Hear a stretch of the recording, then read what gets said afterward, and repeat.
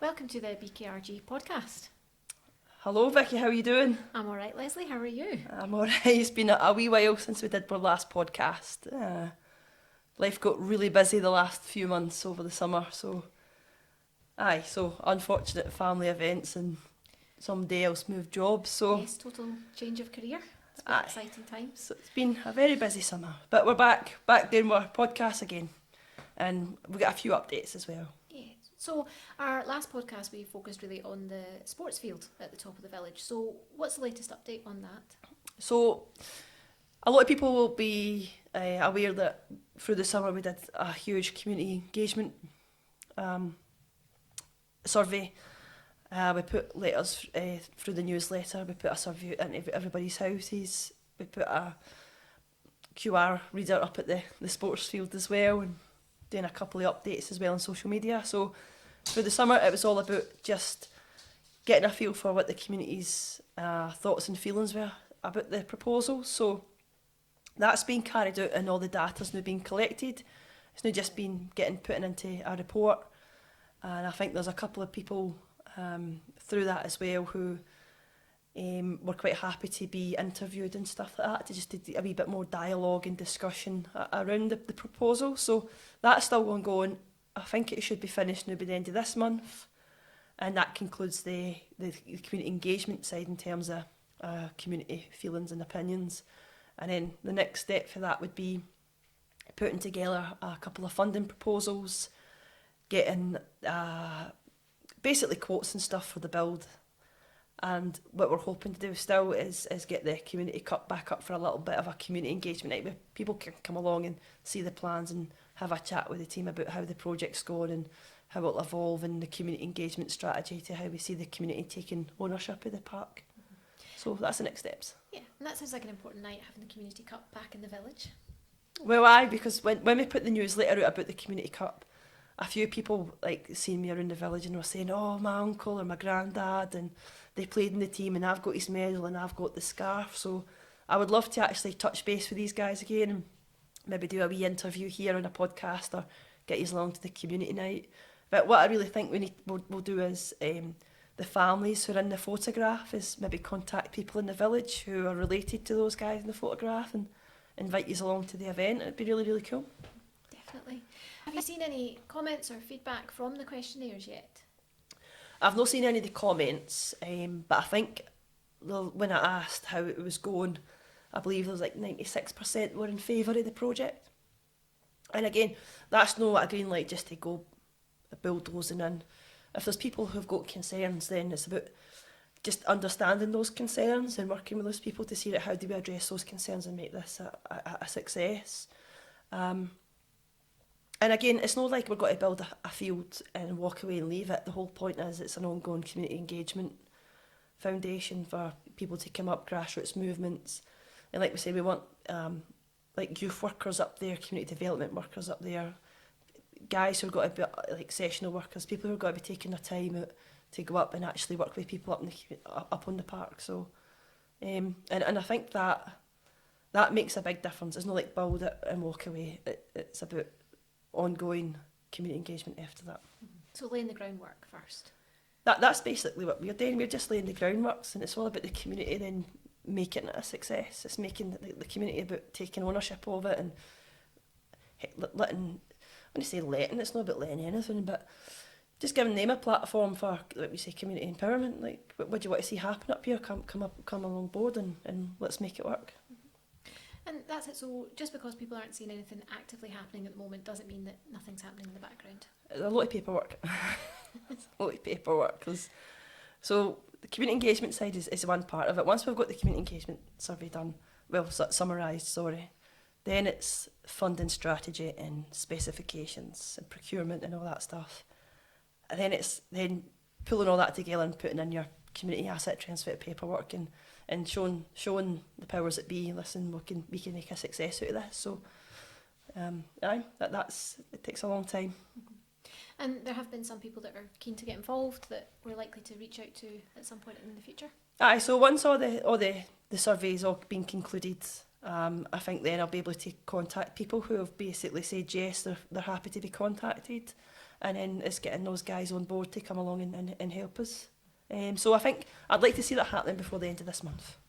But then we're getting into Christmas and stuff like that, so people might not be as willing at this time of year. So, but no, it is on the agenda to contact anybody who said they'd be keen to help and getting them on board very early. And I suppose, talking of coming towards Christmas, there are other big pressing issues out there. Obviously, the sports field is something that we'll be working on continually, but right now I think everybody's probably quite consumed with energy crisis, cost of living. Yeah. So yeah, the energy crisis, I think we spoke about that in our first podcast, and thinking like, what do we do to beat the bills? But you then listen to Martin Lewis at Money Saving Expert, and it's like, it's kind of beyond making little changes around the home almost, the scale of the crisis. But I think there's still some things we can do as a community to take the pressure off. Mm-hmm. It is a huge subject, and it can feel quite overwhelming for a lot of people. People sometimes get afraid, they shut down, they don't want to hear it, or they get consumed by it and they're thinking about it all the time. And I suppose it's kind of trying to break it down a little bit. Well, yeah, and if everybody's talking about pounds per kilowatt hour, if you don't know your energy, if you don't know what is a kilowatt hour, what is that? So it's difficult to make sense of all the jargon. But I think when you look at it, I think my meter at the minute is sitting at something like 34 pence per kilowatt hour. I think that's 34 pence. I hope it's not 34 pounds. Switch the lights off. But when you think about that, what does that mean in every day? So I think for running the washing machine, that would mean that for me to do a load of washing, I think that's coming in at like maybe a £5 a week to do a load of washing and a tumble dry. Mm-hmm. And that's fine if you only get one load or two loads of washing to do. But you might be a family, 4 or 5 people in the house, maybe young kids. That's maybe a wash and a tumble dry every day. Mm-hmm. So you might be looking at like £20, £30 a week just to do a washing now. And so when you take it away from this kilowatt hour formula and put it back to you, what does it actually mean? How much does a cup of coffee in your house cost now? How much does it mean to wash your dishes or do the laundry? When you start putting a price to that, then it starts to make sense. Mm-hmm. So in terms of what we can do as a community or as the resilience group, what ideas have you got? So it's basically, how do you eat an elephant, basically? You know, like that old saying, how do you eat an elephant one bite at a time? So if you just think energy crisis, where do you begin? It's quite a high, that's quite a big topic, it's quite high end. So I think what we need to do is then, you have to break that down into component parts. So if you thought about around the home, so your energy, it's your heating. What can we do with heating? I know a lot of people are talking about maybe only heat several rooms, and maybe turn the heating back a wee bit, and that's fine if you can, if you've got that flexibility to do that. But some people's heating's already like on the minimum. So when you start looking at, so we're thinking about heating, then we think about cooking, and then you think about TV, phone chargers, everything in the home that you have to that relies on energy. When you start breaking it down, then you start to see things like, well, we can do some things in the community that can help. So one of the ideas I had is, if washing and tumble drying is a massive drain on energy, it pulls a lot of power, could we set up some sort of community laundry system? So going back to the old days of the steamy, you know, going down to the local hall with a Silver Cross pram full of dirty washing. Do you know, that's how we get back to that. But it's actually, when you think about it, if you could have a set-up in the community where you've got, say, half a dozen washing machines, half a dozen tumble dryers and whatever else you need in a steamy, then you've got a good social enterprise model there where people can come out their homes, they're not using that energy at the home, they're using it in a wee laundry service. And then while we called it the Dobie in the forces, you know, you doing your Dobie. So you could come out, and I'm going to call it like Adobe and dine. So go to, if somebody's got the keys to a community hall, set up a laundrette system. I'm sure a good plumber will come down and help you with the washing machine plumbing. Set up Adobe and dine, so somebody can come down, they can do a couple of loads of washing, and while they're waiting, you know, they can get something to eat, heat themselves up. And all right, that might be stereotypical, but let's say, for example, that's a mum, the kids are at school. You can go and get all the laundry done, get a good meal, so that means that maybe that night in the home you're not cooking as much for the family because you've eaten, so you might save a wee bit there as well. So all these, like, looking after the pennies and the pounds will look after themselves. So that's what I'm thinking. And when you start to think about it, it's like, why we not doing that already? Why has everybody got like washing machines in the house that maybe run a couple of hours a day? Why have we not got a laundry system? It would save us all a fortune. Mm-hmm. Mm-hmm. And that's it, it's a really simple idea. Mm-hmm. We've probably all heard on the news about warm banks, heat banks, people coming out of their homes to get warm and then going back. And I suppose the worry is what happens when you go home. So I think in principle it's a great idea.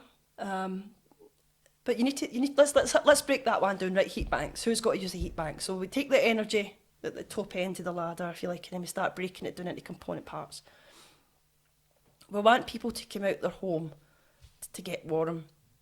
Who are these people? Who's these people that need to come out their home? So is it elderly people? So there's one element to explore. The kids are at school most of the day, so is it them? Unlikely if they're at school, maybe preschool.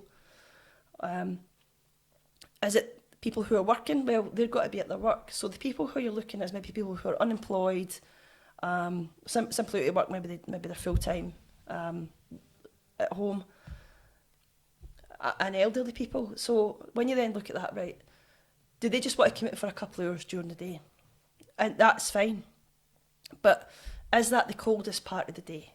And I'm thinking, when are you the most coldest? It's that 6 o'clock to maybe 9 o'clock at night before you go to bed, whatever time you go to bed. It's those final hours of the evening. You know, you've come in for your shift, whatever it is, you've had dinner, you're maybe kicking back on the couch, chilling out, watching the telly, and you start to get cold. So most people would either turn the heating up, grab a blanket, or put on a hoodie or something. But are we actually got to saying, if you're an elderly person, come out the house at that time of night to come into a community hall for an hour to have a cup of tea and a scone and then back round the road again? It just sounds very counterproductive. You've got to get freezing in the way room.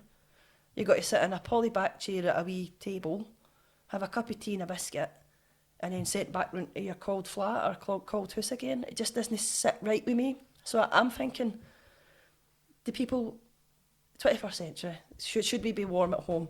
So can we take heat to the home? So rather than heat banks, let's take heat to the home. So what I was thinking of is set up an evening service for that coldest snap, and let's get people warmed up before they go to bed, and you can sleep the worst of it out. So what I was thinking of is, should community groups be thinking, right, let's get like a stock of sleeping bags or blankets or anything like that, and then get a stock of flasks, different size flasks, so small, medium and large, say.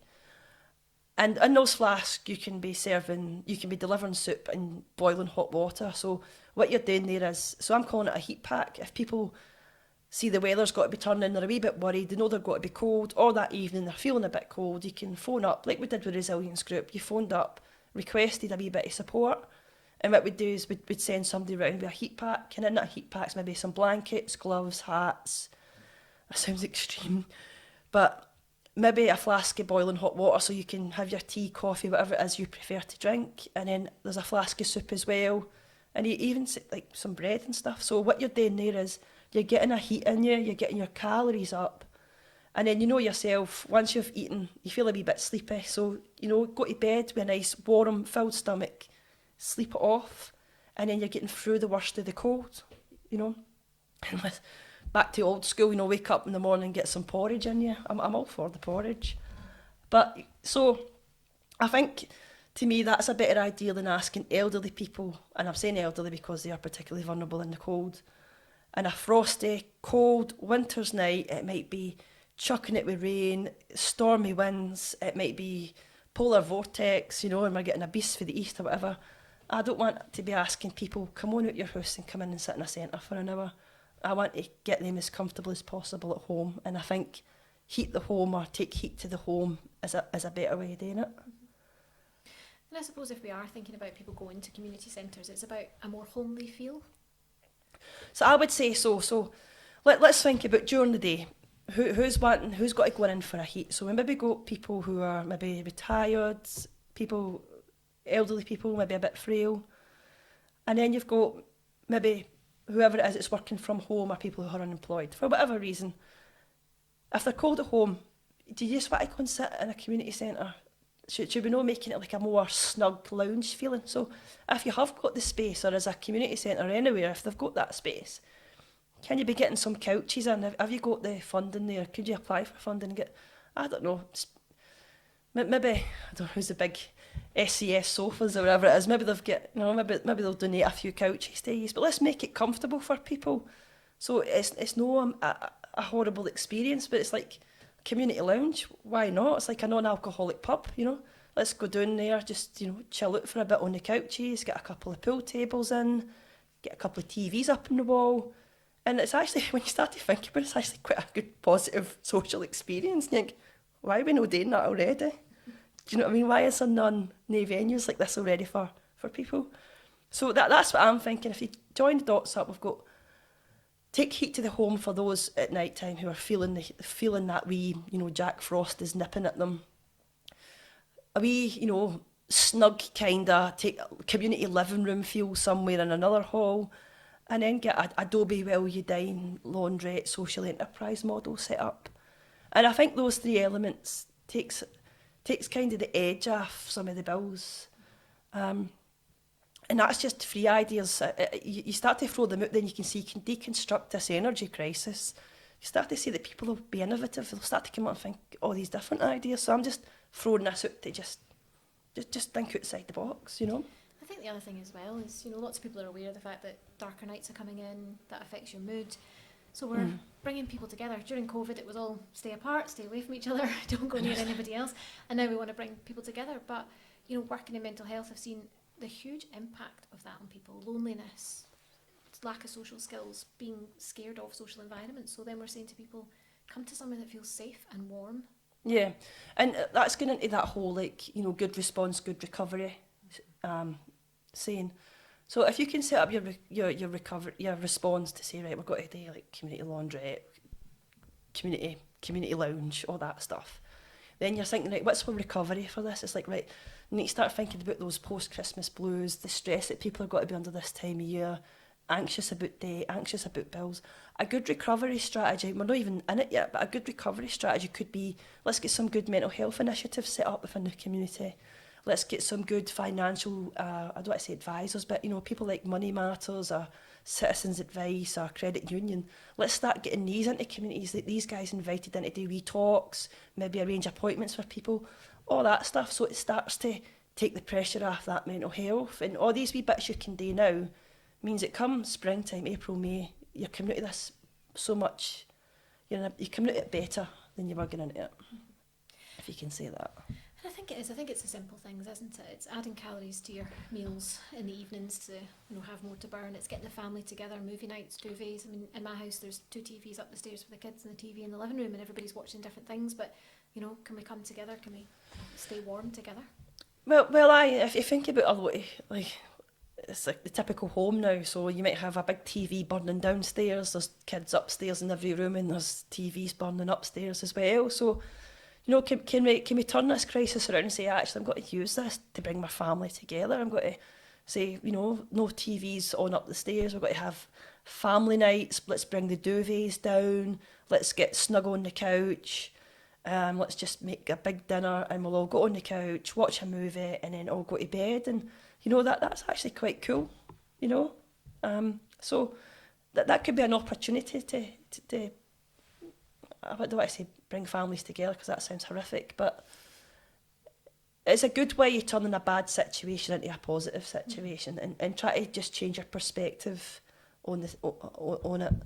And it might just make you feel a wee bit better about the whole energy crisis.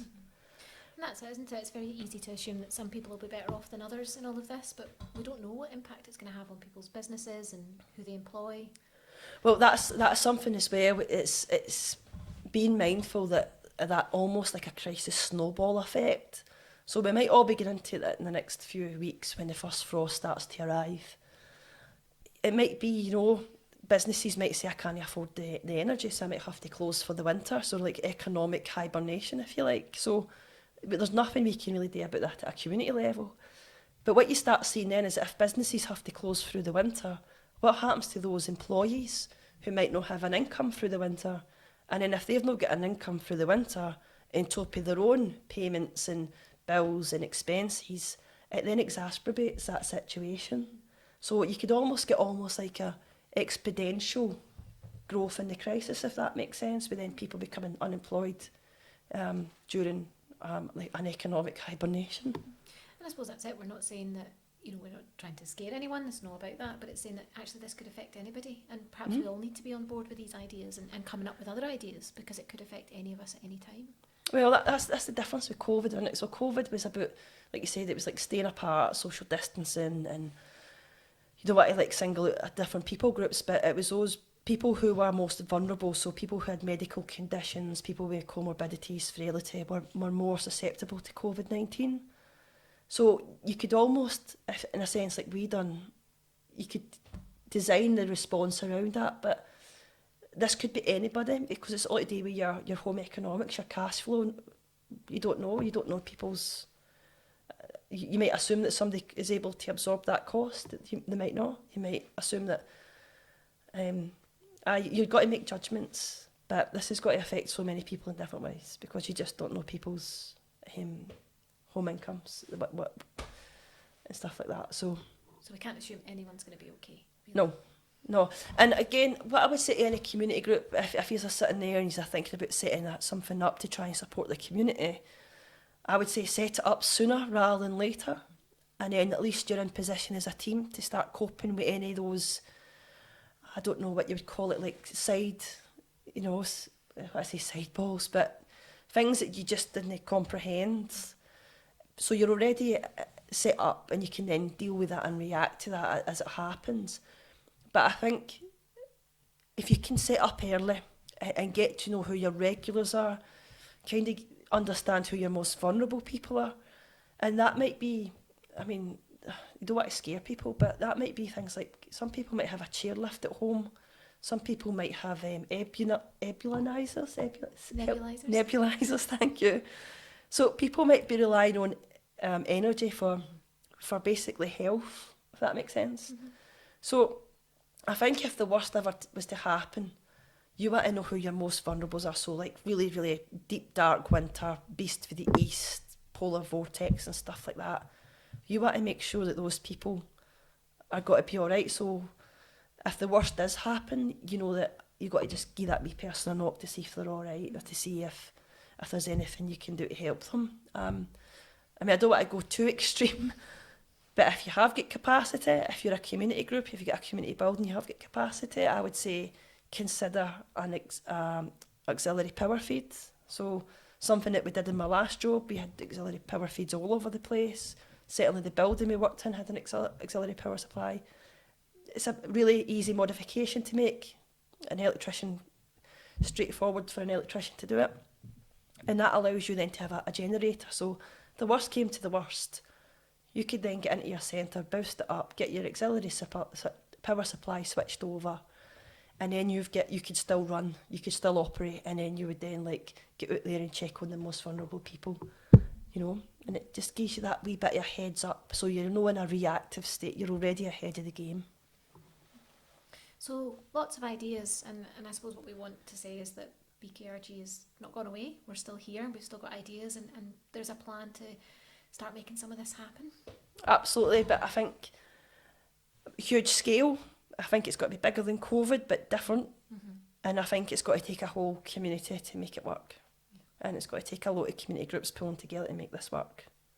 We all rely on energy, so everybody's got to feel it. Yeah.